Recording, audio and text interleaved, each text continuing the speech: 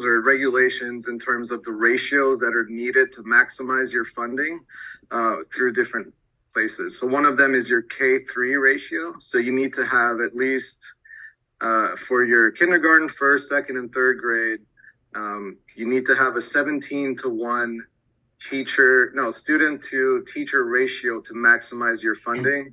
So on the personnel report, some teachers that teach K through 3 were unfortunately not indicated as so, that we used like a different code. So we have to, so we have to fix that. We fix that in March, and it'll fix itself in April. And we'll get all the money we were due in March. We'll get that in April. So that's how it all ties. There's another ratio, but I won't get into it since it's not related to this error.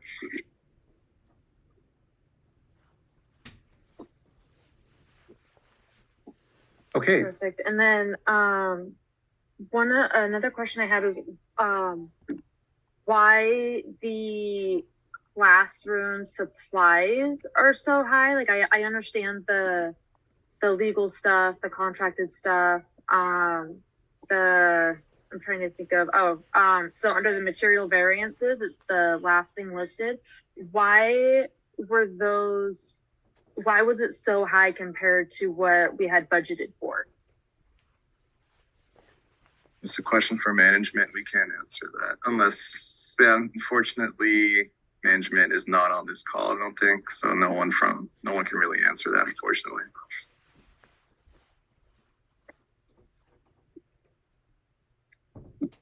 And then let's see. So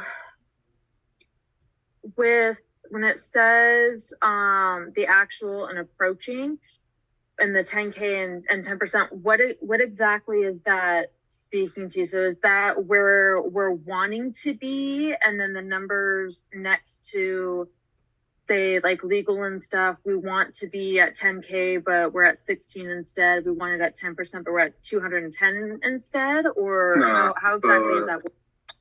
So those are variances, right? So anything that's 10K over on the variance and 10% over on the percentage variance is considered a material variance. So legal is 210% over budget and 16K over budget as well.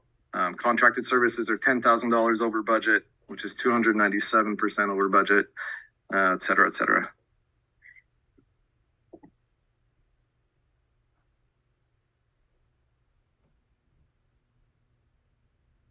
Does that help, Kim? Okay. Keep asking, Kim. Thank you. Back to the income statement. I hope everybody who wants to get on this call is able to, but please, again, let me know if it's not.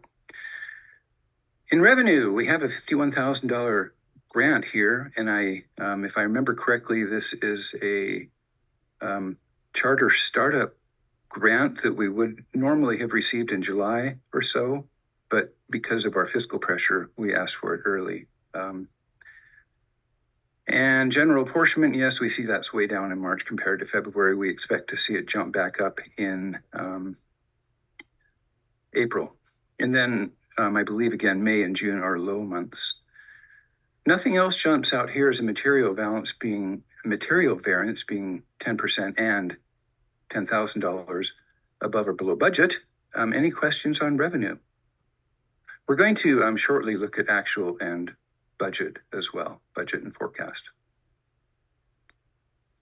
So with the special education general apportionment and the special education state stuff and things like that, and the transportation and everything, why is it that with like February we received a bunch, but in March we didn't? Is that just the schedule that they have for all of that, or how exactly does that work? Where, even with like the food stuff, we have a chunk in March, but we don't have anything in February. Yeah, so you hit it right on for the transportation. For state revenue, so 4199 and above, those are all paid according to a schedule that's set by the law. So OSPI pays from this and takes your yearly apportionment times the amount that the legislature says should be paid that month, and that's what you get. For federal, those are claim based. So we have to place a claim in order to get those funds. I believe in February there was some issue, possibly. I don't want to speak out of turn, so I don't remember exactly. It might have been an issue with the food service itself, some kind of audit, and then the issue was rectified, was fixed by PCM, and then we received the funds in March for both months.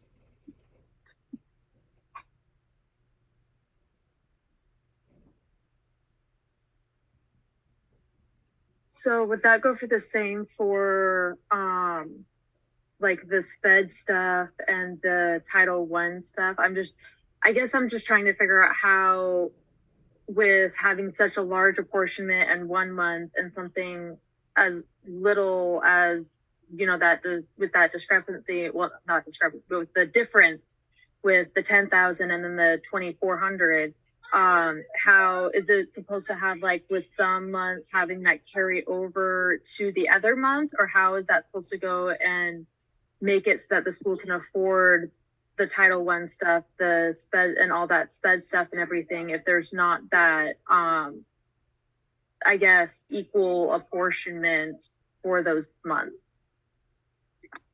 I mean, I can't speak to why the legislature set up payments, percentage payments in the way they did. That's completely out of my responsibility. I would say this is why it's important to have cash reserves. That's why we try to tell clients to go for 60 days cash, so that you can fund purchases up front for things when you have not received the funding yet from the state. So I do completely understand what you're saying on that front. So that is why we recommend that. And as for the other one, yeah, that's out of my role, unfortunately.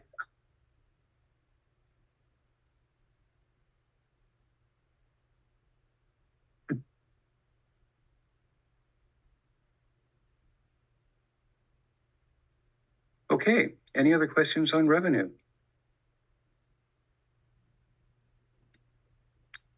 Alrighty. Then let's go down to expenditures. One thing pops out here as being a material variance, and that's audits. And we have a financial audit by a CPA firm, but in addition, the state auditor's office audits us, and they charge us for that service. And that's most of what this is about, if not all. Anything else jump out there, Matt? That's what I recall.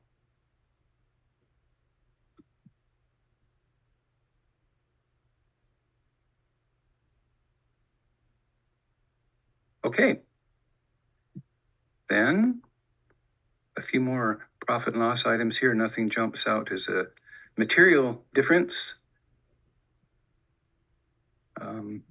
This one, classroom materials, probably would, but we had zero. And this is just a lumpy cost. It's not going to be the same every month. If we're in a cash conservation mode, we would try not to replenish if we could help it. And depreciation, we had budgeted depreciation, but we only actually record depreciation once per year. It's a non-cash cost. It's just not something we do each month. So we'll see that be a big number in the month of August, and nothing until then. On the balance sheet, it's difficult. Do we know why the oversight fee is such a big difference between the 2 months for March and February? It's a percentage of your state payments. So since our state payments were lower in March, it's a percentage. So it'll just go down according to that amount.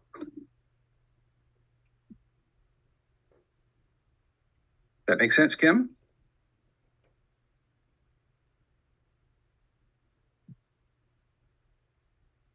Okay, balance sheet. I'm not going to geek you out here. I'm just going to show you one little bit and then kind of what a balance sheet is about.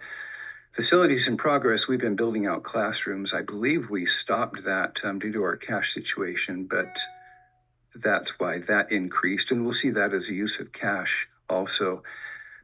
Otherwise, you see this $132,000 in cash up here. Well, that's what we saw on that dashboard with the 5 red lights. Matt had put that $132,000 there for us to see. So all a balance sheet does is it tells us the assets of the organization, $836,000, and who has a claim to them. That $136,000, our creditors have a claim to $1.1 million, which exceeds assets, which means that the owner or the school's claim to its asset is actually negative, and that's something that we're aware of, and again, why we're working on getting additional funding for next school year. Questions on the balance sheet? So one question that I have that I don't know if you guys would be able to answer. Hold on.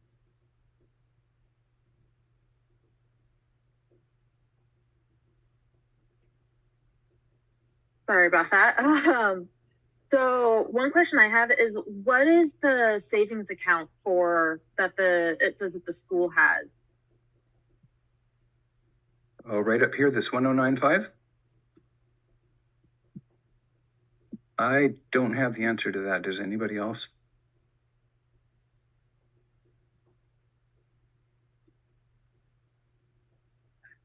We should close that account. It should get transferred into one of the others and closed. We agree. It just it's not in our. Management has to do it. We don't have access to that. Okay.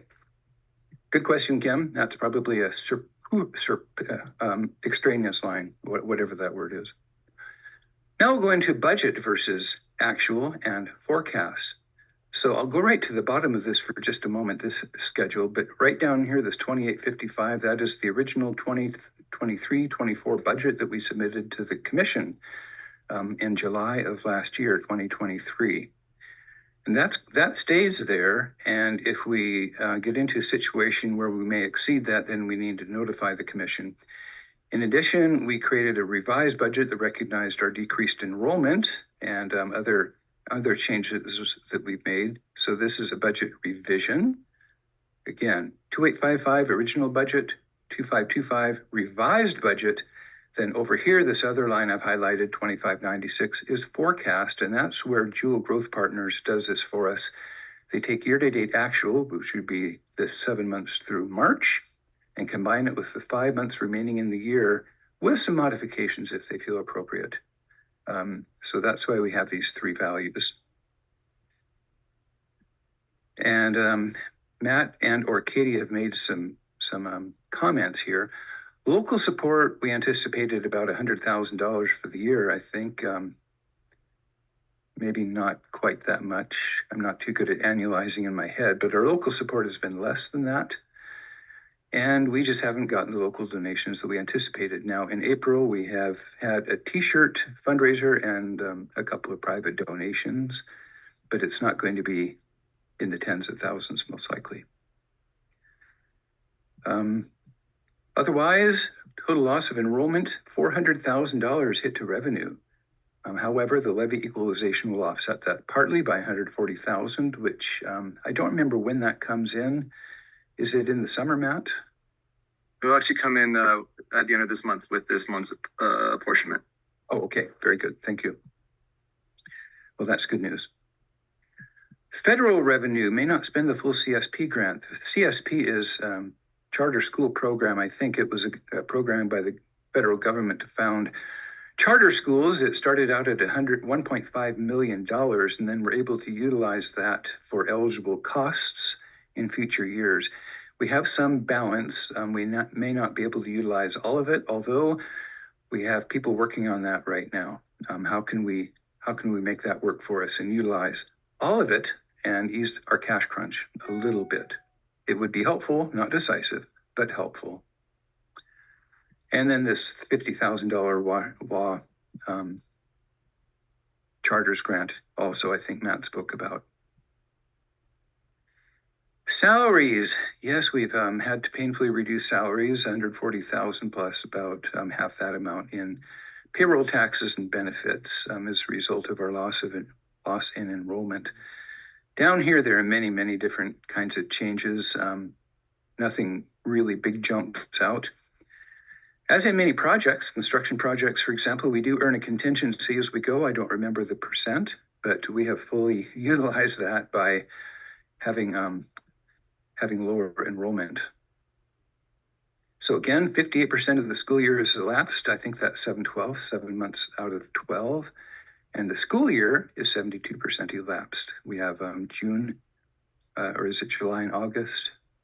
Right, with no school, of course.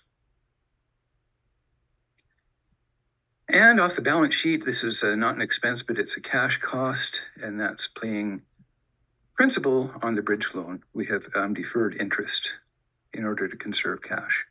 So that is our actual versus budget. So I understand how the forecast one is made. How is the budget made? So why is there such a big difference between what the forecasted local support is and the revised budget is? Does the school take the forecast and then decide on their own kind of where they want that budget to be?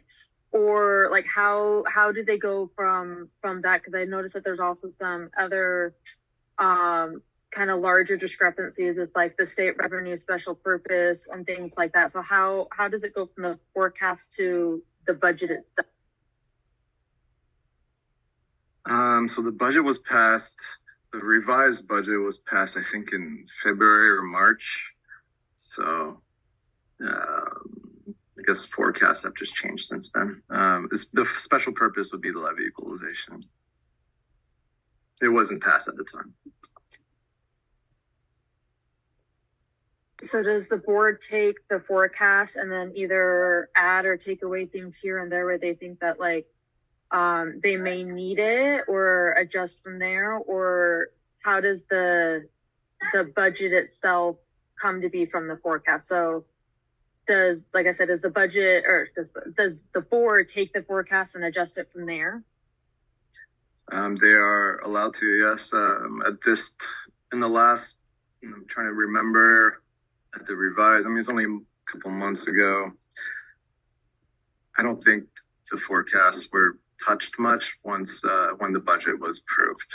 It was done. The budget was approved prior to a quarterly reforecasting. I will say that much. And JGP was not recommending the budget approval.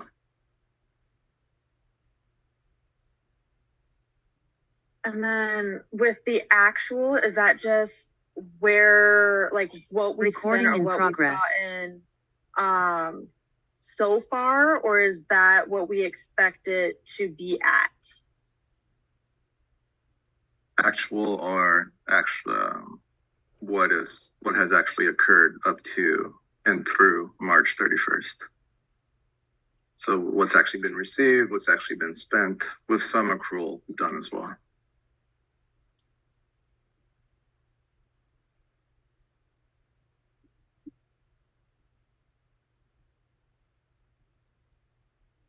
Helpful, Kim?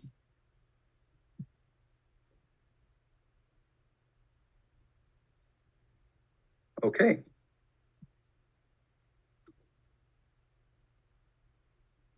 There we go. All right. Any other questions on budget versus actual versus forecast?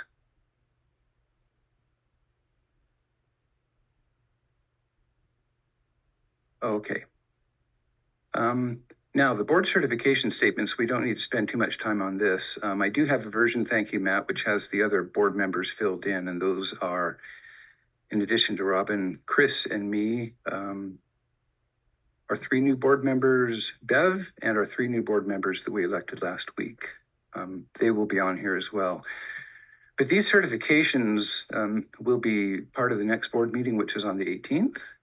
And what's behind them, payroll and accounts payable, is these disbursements. So here is what we paid for out of payroll by position. And through our accounts payable system, which is run by Jewel Growth Partners. And then finally, what we've done with credit cards and local checks. You see, we had 3 local checks here and some credit card payments. That's part of that $45,000 you saw at the beginning of the meeting, which we're trying to reduce as much as we can. These are outside of the normal control structure, dual growth partners. Again, these are matters that will be voted on by the board in their meeting on the 18th. All right, questions on the monthly financials? So sorry, I know I have a lot of questions. Okay. So I guess one thing I'm kind of wondering is why is the school writing these checks and everything instead of going through Jewel like it was discussed earlier? I know sometimes it's just expediency. So if someone, let's say, maybe if the school bus has a tire blow and the local mechanic will not take a check 2 weeks from now. He's like, I need a check right now to fix it. I know that's not something that happens in Pullman, but that's just an example of something that would need to get paid right away, where just going through the AP process might not be feasible. It's very, very rare. Some of these others are recurring charges that have been placed on the debit card, unfortunately. They should be canceled and moved to the credit card or moved to invoicing if possible. Those are their main. And others are automatic debit withdrawals. So Gusto is the payroll provider. I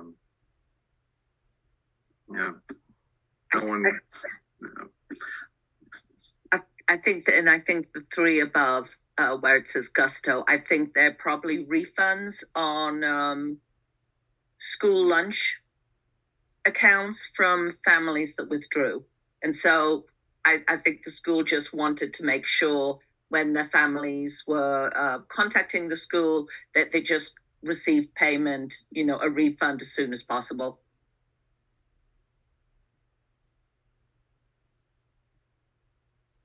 Okay. Others, we have time and I don't want to hurry ahead needlessly.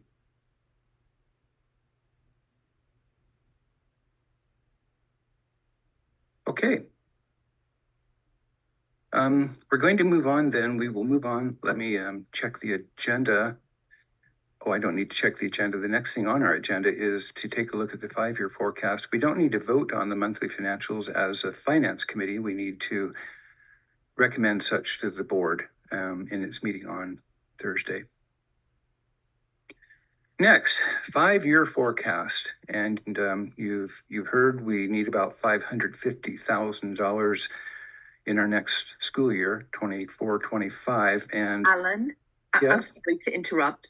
Before we move on, I'm not sure because I haven't been to previous finance meetings, but I do think the finance committee does vote to accept the finances.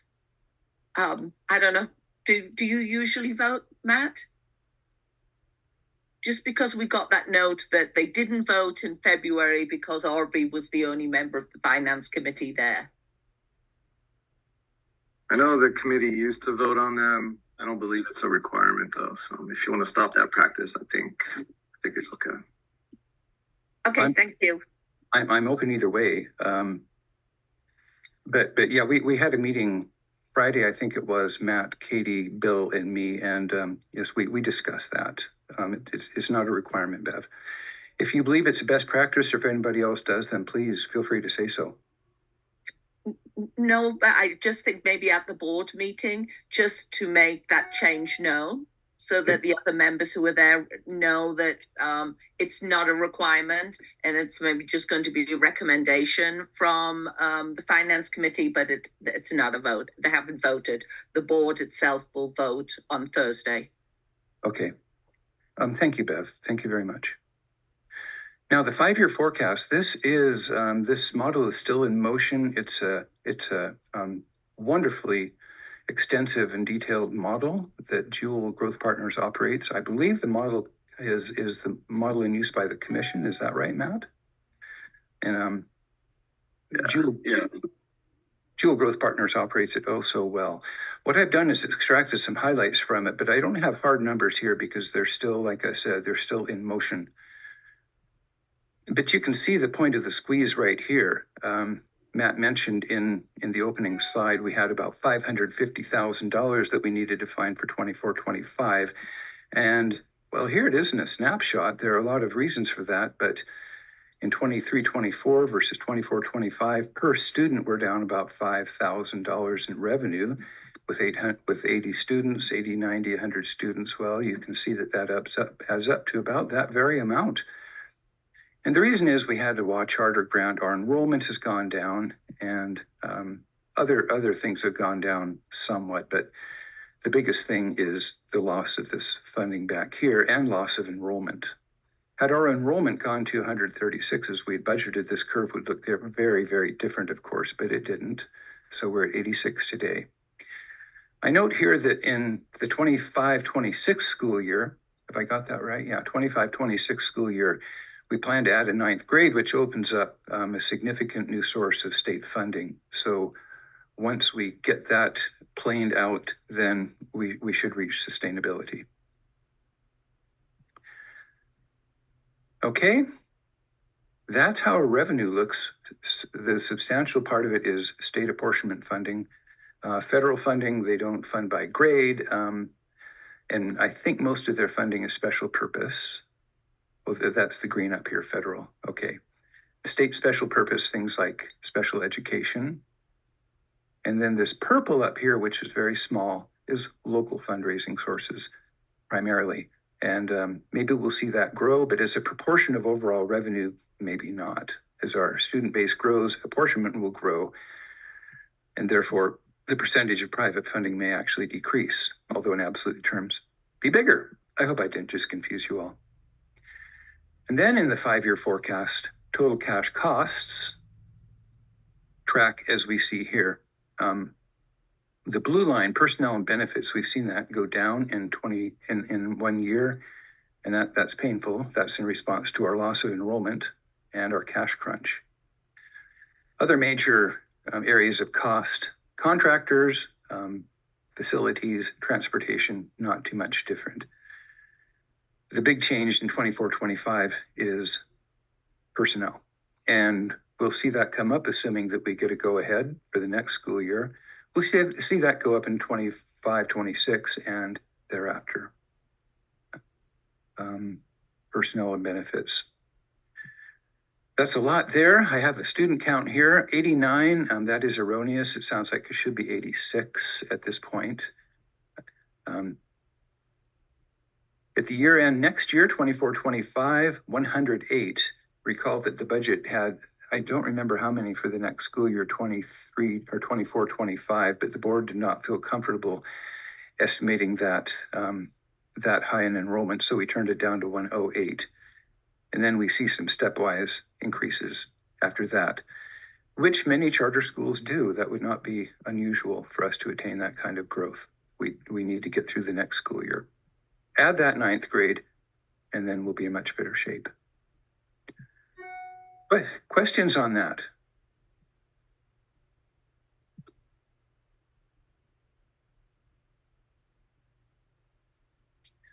Okay. So, I thought I heard at one point that we were at 90 students. Did we lose students between when I heard that and now? We did reach 90, and then we lost a few more students.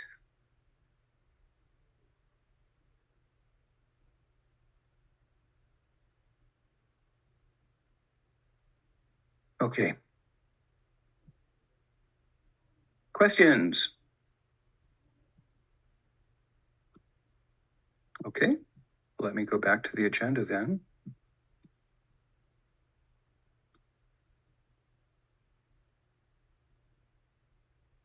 All right.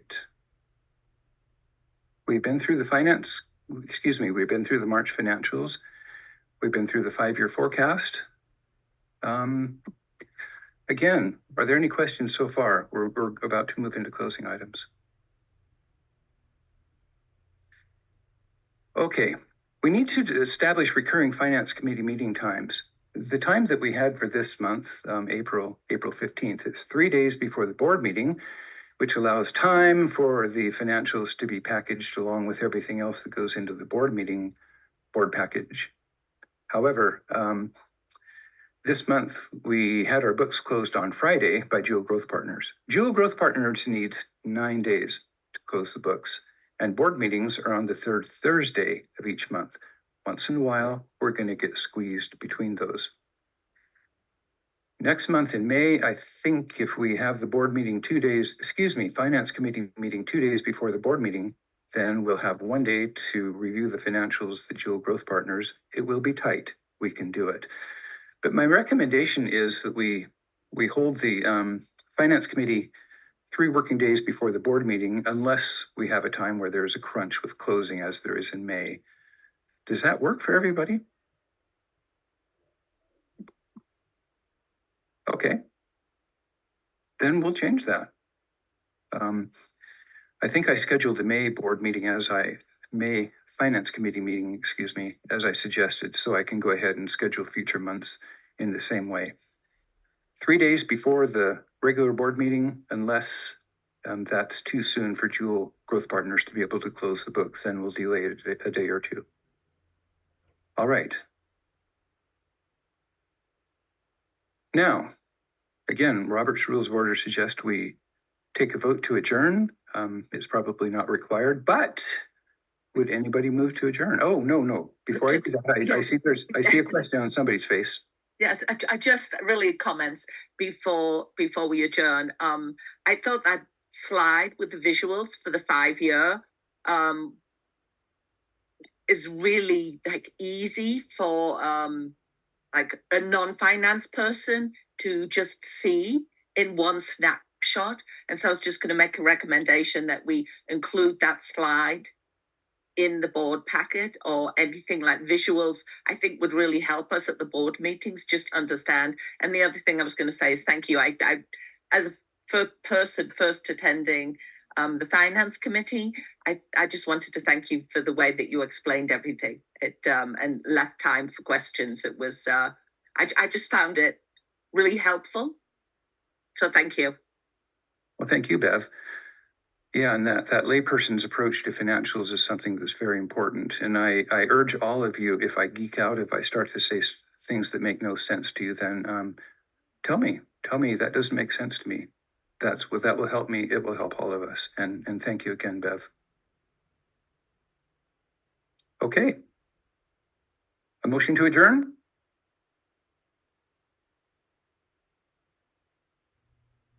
I motion to adjourn the meeting.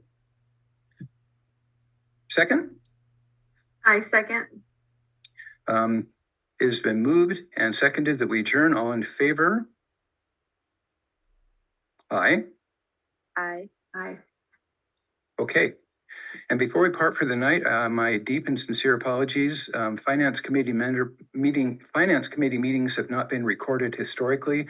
I committed to doing that, but I forgot to push record until about halfway through the meeting. So my profound apologies for that. I'll do better next time. Excuse me, I have a question. Okay. I was specifically interested in the first 25 minutes of the meeting, and I've been communicating with you via chat. Why is it not possible for you to review the content, since, first of all, there's never been a passcode to join these meetings, and there were topics that I was specifically interested in? Thank you. Okay, well, we have some time here. We have let's just call this a Q&A. We've adjourned the meeting. I don't know that we need to go and reopen it, but let's have some Q&A, and I appreciate your comments. Password. I'm a veteran of Zoom in the private sector, in which we password protected everything. It's my habit. So that's just a little bit of ineptitude on my part. Certainly nothing intentional to keep anybody out. All are welcome at these meetings. They're public, and I will never intentionally do anything to impede that. So I will need to find out how not to add a password next time. It's just a habit of mine.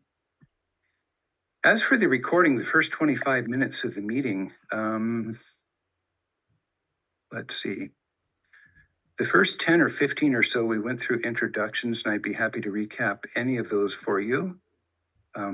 I noted that Aubrey's resignation is attached for your reference, and we moved to and approved the minutes for the last Finance Committee meeting. I'm not sure when you were able to join, and again, the recording's not available. Yes, excuse me. So I and at least one other individual, it took a while to figure out your new system with your passcode, but then that wasn't the entire problem. There was delays letting people into the meeting. So I would humbly request, given the situation with the school and the financial issues that the school is facing, that you would go over this, because your agenda states that there will be a recording of the entire meeting. So I'm sorry that there's been some transition issues, but I think it's important that a recording exists of all of the content that was discussed. And I would also humbly offer, sorry, my pet's in the background. I would also humbly offer that I don't personally think that management isn't available to answer questions is sufficient at this state of where we're at. So I'm not sure why people aren't available to answer questions, but I think they ought to be. So, because I assume they're still getting paid. So anyway, with that, if you could recap what you discussed, that would be awesome. Thank you. Okay. To recap what we discussed, we went through March financials, and I'm not going to remember all the comments, but we went through the finance dashboard. Let's see, are you able to see this? The 5 red lights?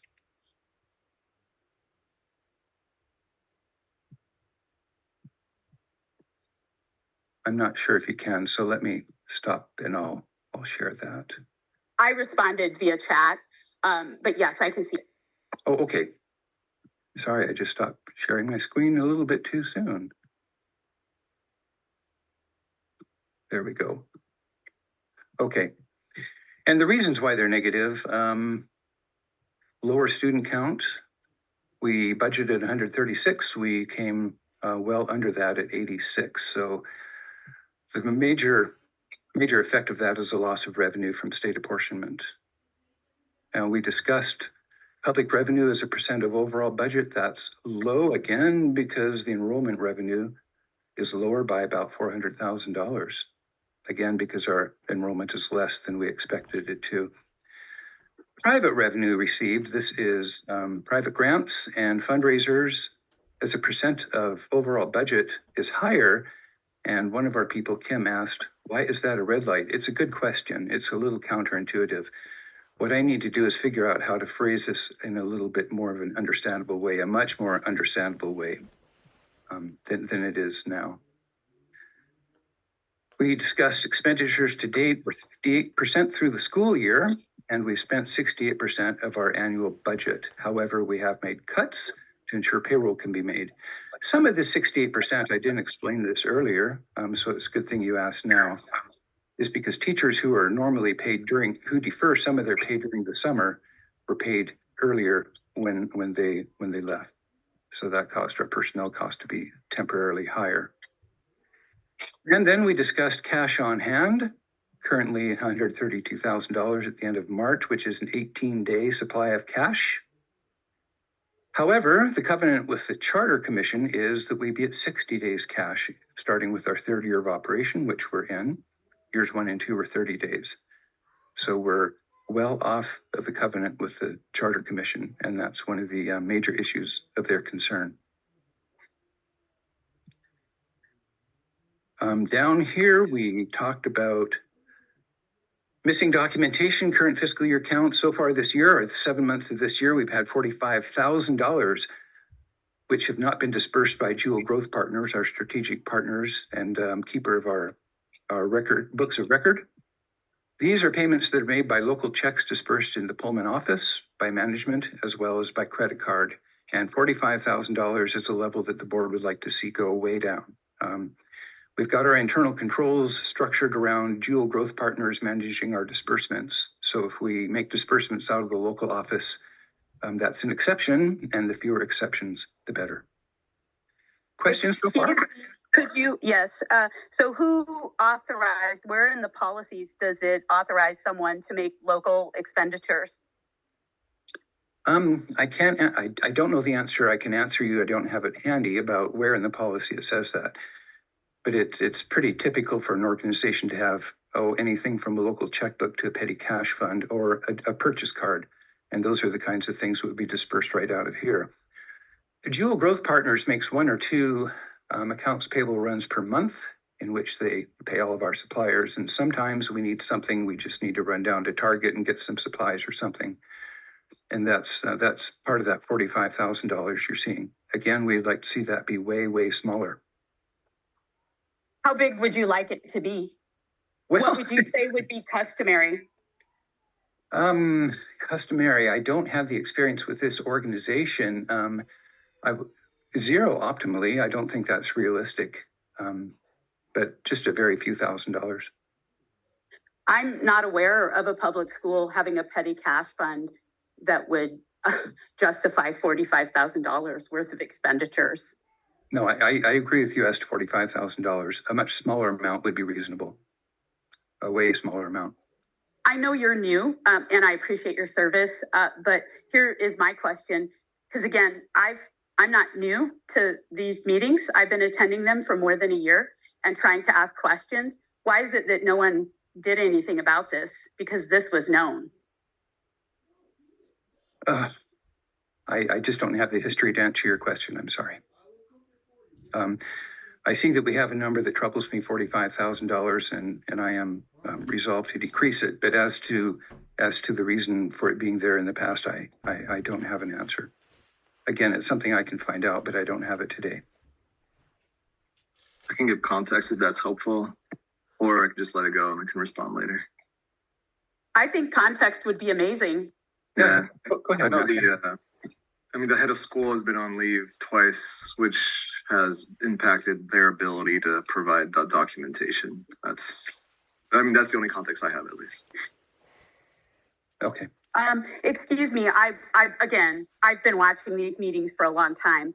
I would say each month there's a notation to the tune of $20,000 to maybe $30,000 undocumented transactions every month. That has nothing to do with the head of school being on leave. Okay, we can pull reports and double check on that. Thank you for your comment. Yeah, thank you. Again, it's not something I have an answer to, but if you need to ask that same question in a few months, then I will not be where I want to be.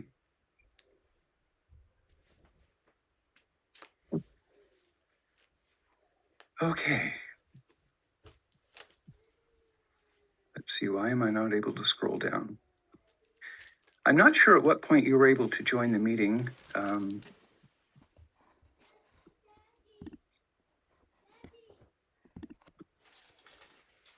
Let's take a look here. Okay, this is where we were during the first 25 minutes. This dashboard, we went over the profit and loss. I think we didn't have a lot to say about this. This $51,000 was an advance payment on a growth grant that we would normally receive in, I think, about July, but we asked for it early in order to help with our financial crunch. General apportionment is low again because this was a timing of reporting issue, and to the extent that we were short in March, we'll make up in April, and April will be a high month for cash receipts from apportionment. There wasn't too much else noteworthy here. Here we go, audits. Compared to February, we had a high audit cost. That's because the state auditor's office audited us. We always have financial audits, CPA audits, in addition to the state auditor's office audited us, and they charge for that service. So that's what we have here. Okay, questions so far? I hope you were or are able to access these links off the agenda. And then in the balance. The links were non-operational. And again, I would humbly, just politely request, because this is a publicly funded school, I personally think that these links should be operational at least 24 hours before the meeting. And to me, just as a common sense practice, given the status of the school, I really think that all efforts should be made to make all these things very transparent and accessible for everyone. Yeah, were you unable to access the links then from Board on Track? Have not tried. I was busy today, and so I did not have time to check before the meeting. And then I had issues accessing the meeting because, again, with all due respect, this isn't the first or second or third time I've attended these meetings. I've attended every single one of these meetings for more than a year. So this is not the customary protocol. And while I do understand that there's transitions and I want to give people grace, I also think that it's important to comply with the law and to make it so that all these things are very easily accessible. That's my only request. Okay, fair enough. Thank you. Thank you. Alan, Yes. I'll volunteer to check the links for the Finance Committee meeting through the public portal, because sometimes I think what we can see and access through Board on Track might be different from like what the public can access through the public portal. Well, that's gracious. I'll go and make sure that all the links were accessible to the public for this meeting. But going forward, I think it's good to have someone who's perhaps not on the committee, because you get access sometimes to reports, ahead of when they're posted publicly. So I'll just go in and check. Thank you. I appreciate it. Excuse me. This, again, is a person who's been following this for some time. This is a problem that has been known about, that has not been corrected. It is an ongoing issue where members of the public are not able to access the documents and the links. And as of, I think I checked, I just arrived on a flight, but I had checked right when I got off the plane and the links were still not operational. Okay. So Bev, you might be right. There may be a disparity between what we can access in Board on Track and the public portal. And thank you for offering to check that in advance. You're welcome. Also, I will probably need to look for a way to embed a link within the chat. So if somebody comes to the meeting having been unable to access them, then I can send them. I realize that will deprive you of prep time ahead of time, so it's not optimal. Other questions?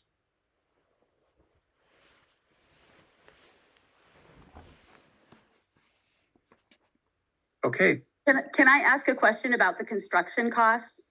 Please do. So does the school engage in competitive bidding, and what is the status of invoice control and missing invoices and things like that? Missing invoices? I can answer that. I know for missing invoices, we have a list. JGP keeps a list going of, first of all, every transaction that goes through that eventually gets through QuickBooks, either through a bank reconciliation, credit card statement, debit card statement, what have you.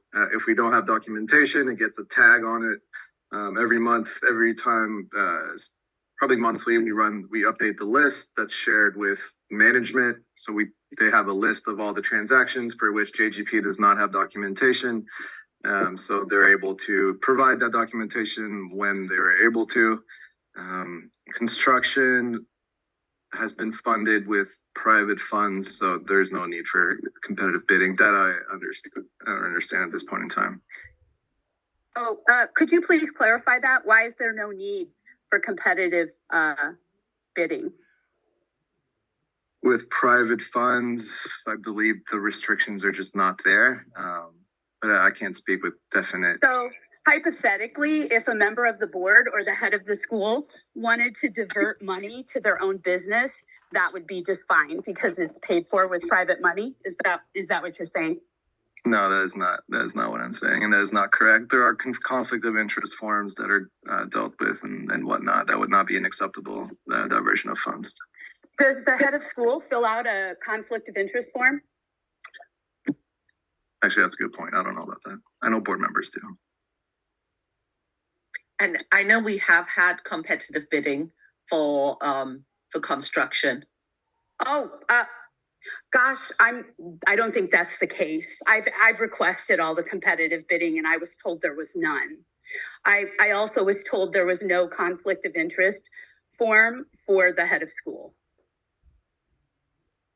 And what I think I'm hearing you say is because this is funded with private money to the tune, I might add, of hundreds of thousands of dollars. I guess nobody was asking these questions. It was an allowable use of funds, but I do understand your point. We totally get it. Bidding can lead to lower prices and whatnot, so we understand. Yeah. But at the same time, I think no one here is management, so we weren't in a place to make decisions. Sir, with all due respect, though, I think it's more than lower costs. What about self-dealing with the administration and the school? Those are allegations that have not been proven or substantiated, so I don't know what to say. Are you looking into them? We've repeatedly said that PCM has never made payments to Sullivan Construction, and I think that's all we can say to that.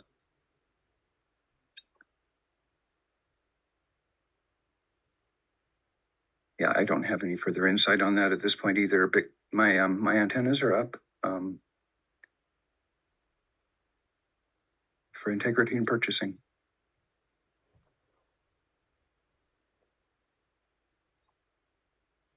Well, I appreciate that, Alan. I would tell you, I'm not sure why some seem to just want to put their head in the sand. Anything that I know about public funds, competitive bidding is a must. I would tell you that I don't think there was even bulk purchases for a lot of school supplies or other things like that.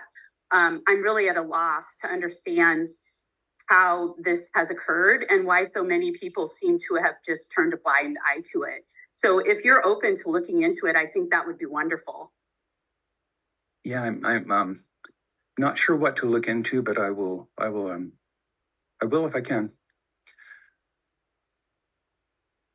I will say, I'm not sure what all the third-party investigator is investigating, but there might not be much that the board itself can investigate right now without being in competition or hindering the third-party investigator with what they're investigating as well.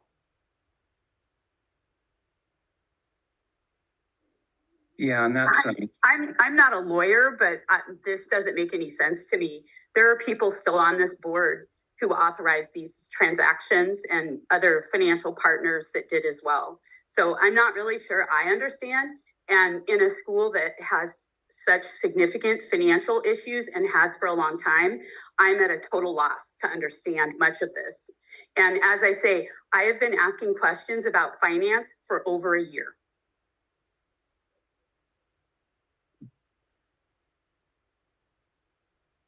Well, keep asking and let's make some progress.